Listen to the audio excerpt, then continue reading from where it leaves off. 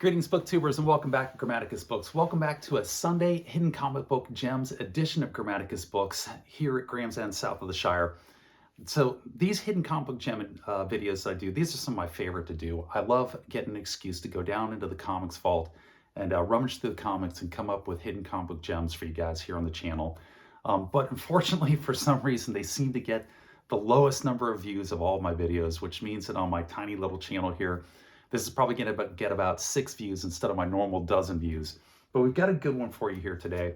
Today we're doing Bucky O'Hare by Continuity Comics, 1991. Bucky O'Hare is a anthropomorphic space rabbit, he's right there, who runs a spaceship called the Righteous Indignation in a war against the Toad Empire, which has attacked the United Animal Federation, or the UAF.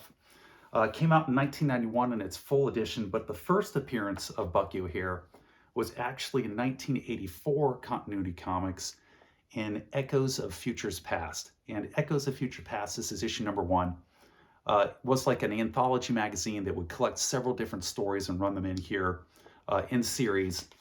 And it had, as its opening comic, was Bucky O'Hare. But it was in a smaller format, and the stories were smaller. This ran for 6 issues. So issues 1 through 6 of Echoes of Future Past had the first 6 episodes of Bucky O'Hare back in 1984. But in 1991, they expanded out and they make it into a 5-issue series. It was initially slated to go for 6, but it only went for 5. And they expand the comic. They add a whole bunch of pages of art, and it's written by Larry Hama, and the art is done by Michael Golden, which is what attracted me to this comic book in the first place. Now, this is a comic that's aimed squarely at younger viewers. It may not be everybody's cup of tea, and like I said, it is aimed at younger viewers, but the art is so good and the writing is so good that it works for adults as well, and it's why I've got it here as a hidden comic book gem. I love the art by Michael Golden, and if you don't know Michael Golden, you might be familiar with his work in Micronauts. So Michael Golden was the original artist on the original run of Micronauts. I think he did issues 1 through 12. He might have done issue 13 as well. But he did that fantastic first year of Micronauts, and he is just one of the best comic book artists out there. I don't think he gets enough praise as one of the greats of the comic book industry. And that is absolutely what drew me to his work on Bucky O'Hare. So here you can see some of his work on Micronauts from 1979. And then Larry Hama of G.I. Joe fame writes Bucky O'Hare. He creates Bucky O'Hare back in 1978. It gets its initial run in 1984. And then in 1991, like I say, they expand it. They give it a bigger format. They add several pages of material to that initial series, that initial story from Echoes of Future Past. And they run 5 issues, 5 episodes of this. And like I said, it was originally slated to go for 6, but it only makes it to 5.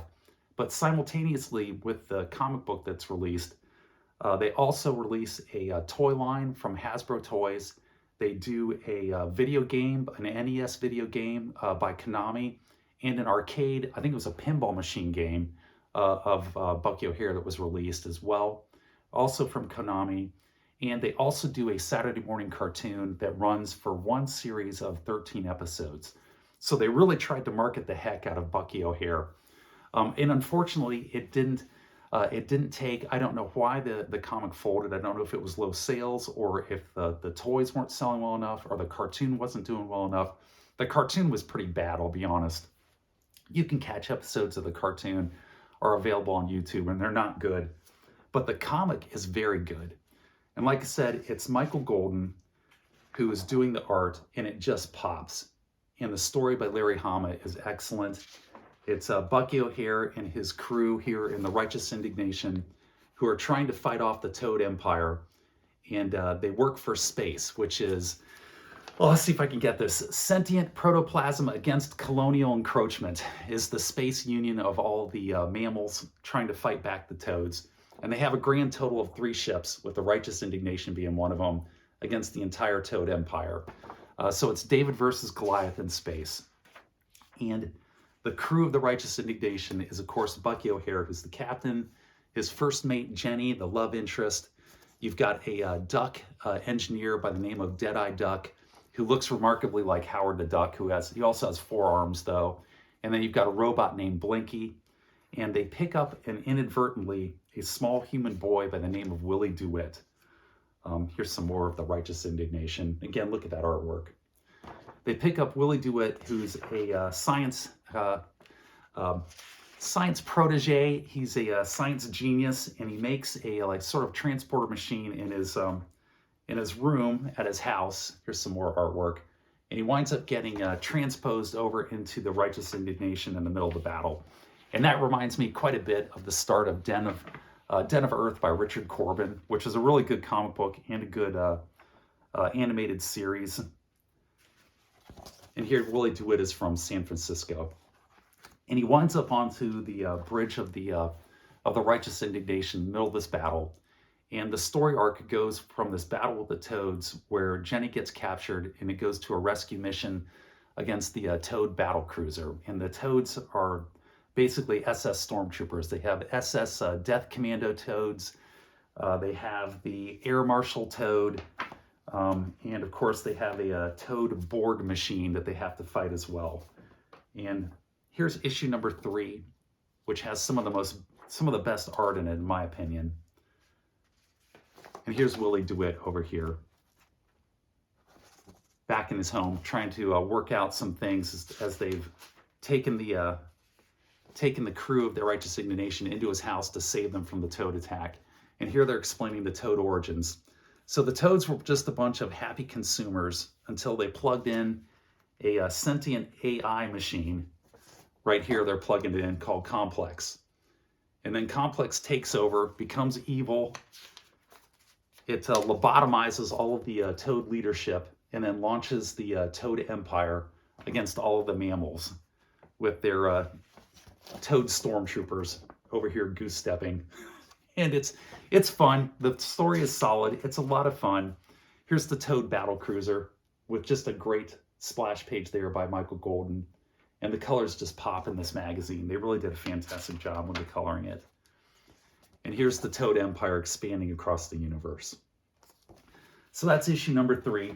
And this entire series, here's a cover of number 4, and then the cover of number 5, is just dealing with this initial Toad attack. Willie DeWitt getting transported over onto the bridge of the Righteous Indignation, where he becomes part of the crew, and then them trying to rescue Jenny back from the Toad battleship. And at the end of issue number 5, which is right here, you have Deadeye Duck and Willie DeWitt, who are inside of the Toad battle cruiser, and they're trying to do the rescue. And at the end of the rescue, they've got Jenny. Here she is, and they're getting ready to fly out on this Toad space fighter. And the stormtroopers, the Death Commandos, are coming for them. And here come the Toad Storm Death Commandos in order to kind of wreck their plan. And at the end of it down here, it says, "To be continued." But unfortunately, it's never continued. That's the last episode, the last issue, is issues 1 through 5. And I'll show you the covers of these here, and then we'll talk about it a little bit. So you got Bucky O'Hare number 1, and I've gotten them out of order here a little bit. Bucky O'Hare number 2. Bucky O'Hare number 3. Bucky O'Hare number 4. And the last issue is Bucky O'Hare number 5. And like I said, they turned this into a line of toys, a cartoon, and a NES Game Boy. I don't know if it was Game Boy, but it was a Nintendo cartridge for a Nintendo game of Bucky O'Hare as well. It's really fun. It was a really good comic while it lasted.